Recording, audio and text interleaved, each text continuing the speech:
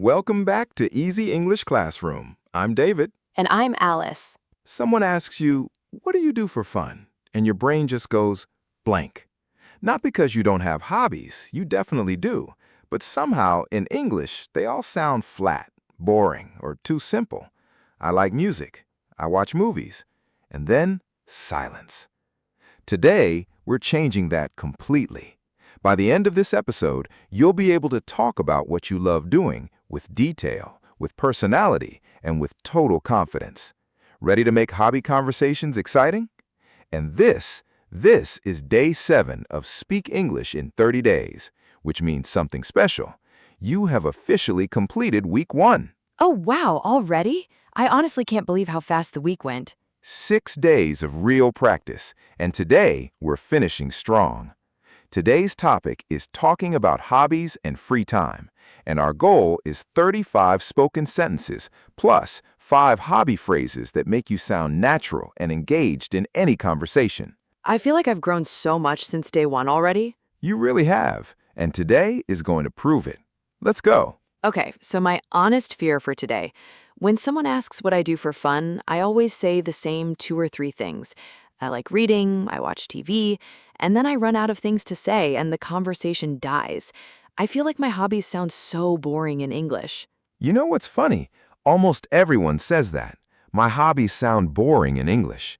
But the hobby itself is never the problem. It's the description.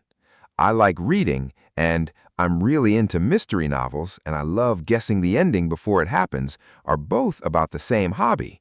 But one of them starts a conversation, and one of them ends it. Oh, that's such a good point. It's not the hobby, it's how I describe it. Exactly. Detail and enthusiasm are what make hobbies interesting to talk about in any language. And you're definitely not alone in this. Most learners stop too early in their descriptions. Today, we're going to practice adding just a little more to each answer. Just a little more. Okay, I can do that. You absolutely can. Let's prove it. Let's warm up. What do you like to do in your free time? I like reading. Good, honest answer. Let's upgrade it. I really enjoy reading, especially mystery novels. I love trying to figure out the ending before it happens. I really enjoy reading, especially mystery novels. I love trying to figure out the ending before it happens. See how much more interesting that sounds? Next, do you have any hobbies you've picked up recently? I start cooking more. Good. Let's fix the tense and add detail. I've actually gotten into cooking recently. I've been trying new recipes every weekend. I've actually gotten into cooking recently. I've been trying new recipes every weekend. Beautiful. Notice gotten into. It means you started enjoying something new. Next, is there something you'd like to try but haven't started yet? I want to learn guitar. Let's expand. I've always wanted to learn guitar, but I just haven't found the time yet. I've always wanted to learn guitar, but I just haven't found the time yet. Perfect. One more. How do you usually spend your weekends? I relax and sometimes go out. Let's make it richer. On weekends, I like to recharge. Sometimes I stay in and read, and sometimes I explore new places in the city. On weekends, I like to recharge. Sometimes I stay in and read, and sometimes I explore new places in the city. Recharge, wonderful word, very natural for describing rest and free time. Let's go deeper. Alice, tell me about one hobby you genuinely love. Not just what it is, but why you love it. Okay, so I really love photography. I've been doing it for a few years now. I think what I love about it is that it makes me slow down and really look at things around me that I usually walk past without noticing. That was a beautiful description. And notice how you naturally explained the why behind the hobby, which is what makes it interesting. That's exactly the level of detail we're after. I didn't even realize I was doing that. It just came out. That's 6 days of practice paying off. Now here's a useful structure for talking about hobbies. I'm really into hobby because it helps me reason. Try that with photography. I'm really into photography because it helps me see the world differently. Perfect sentence. Keep that structure. It works for any hobby. Now, a grammar point. Notice the difference between I like, I enjoy, and I'm really into. They all mean similar things, but each one shows a different level of enthusiasm. I like is neutral. I enjoy is a bit warmer. And I'm really into sounds the most passionate and engaged. Oh, so choosing between those three actually changes how enthusiastic I sound? Exactly. And in conversations about hobbies, enthusiasm is what keeps the other person interested. Now, what's a hobby you tried and didn't enjoy? I tried running once. I didn't enjoy it at all, to be honest. It's just not for me. That phrase, "it's just not for me," is so useful and natural. It's a polite, honest way to say you don't enjoy something without sounding rude or negative. I always struggled to say that without sounding like I was complaining. And now you have the perfect phrase for it. Here's an idiom that fits perfectly here. When someone really enjoys a hobby or activity deeply, we say they live for it. Like, she lives for hiking. She goes every single weekend. Oh, I live for photography, honestly. That was used perfectly, totally natural. Last question for this section. How do you usually find out about new hobbies or activities? I think mostly through social media, or sometimes a friend recommends something and I decide to give it a go. Give it a go. Excellent natural phrase, meaning to try something. That's the exact kind of casual, native-sounding expression we love building into our speaking. Let's practice. First scenario. Meeting someone new at a photography class. I'll be the other student. Hey, is this your first time at this class? Yes, it is. I've been into photography for a while, but I wanted to improve properly. Have you been coming long? About 2 months. It's really good. You'll enjoy it. What kind of photography do you like? I mainly love street photography, capturing everyday moments. What about you? That was completely natural. You answered with detail and immediately kept the conversation going by asking back. Perfect hobby conversation flow. I love that asking back keeps becoming automatic for me. That's the formula from day 3 sticking around. Second scenario. Recommending a hobby to a friend who says they're bored. I'll be your friend. I feel like I have nothing to do lately. I'm so bored. Have you ever tried photography? I think you'd really love it. You don't need expensive equipment to start, just your phone is enough. Really? I never thought about that. Is it hard to learn? Not at all, honestly. Just give it a go and see how you feel. I can show you a few basics if you want. Wonderful. Encouraging, practical, and you used "give it a go" perfectly right there. I felt genuinely enthusiastic about that one. It felt real. That authenticity always comes through. Third scenario. A coworker asking about your weekend plans. I'll be your coworker. So, any fun plans for the weekend? Yeah, actually. I'm going to a street market on Saturday to take some photos, and then maybe just relax at home and try a new recipe I found. Oh, nice. That sounds like a perfect weekend. Honestly, I can't wait. What about you? Anything planned? That was a perfect natural conversation. Specific plans, genuine enthusiasm, and you threw the question back at the end without even thinking about it. It's becoming automatic, just like you said it would. Time for our shadowing drill. I'll say it, you repeat it. Ready? Ready. In my free time, I really enjoy photography. In my free time, I really enjoy photography. I've gotten into cooking recently. I've gotten into cooking recently. I'm really into music because it helps me relax. I'm really into music because it helps me relax. I've always wanted to try rock climbing. I've always wanted to try rock climbing.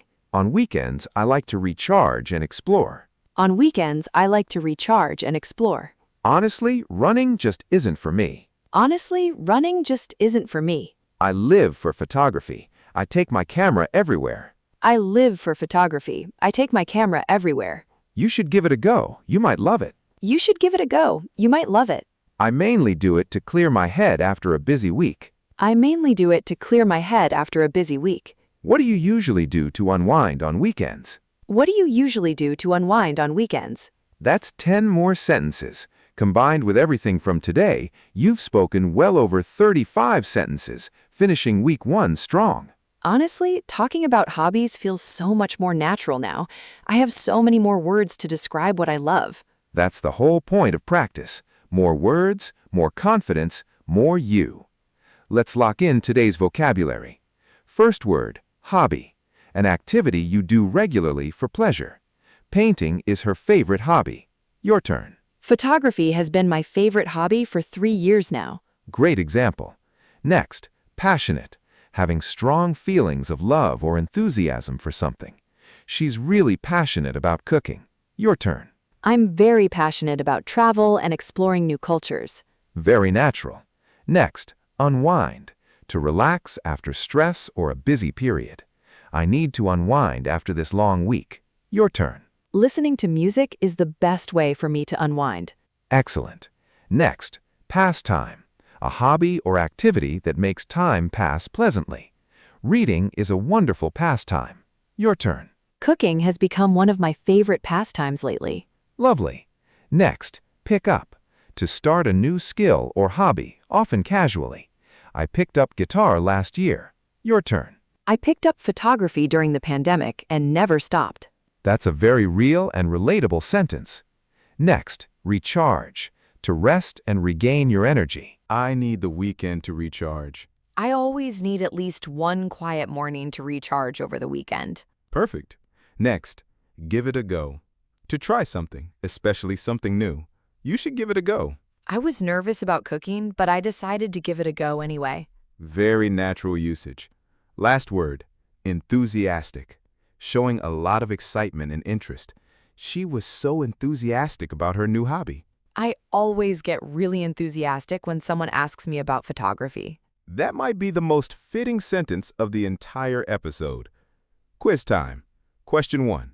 What's the difference between I like, I enjoy, and I'm really into when talking about hobbies? I like is neutral. I enjoy sounds warmer and more positive, and I'm really into sounds the most enthusiastic and passionate. Excellent explanation. Question 2.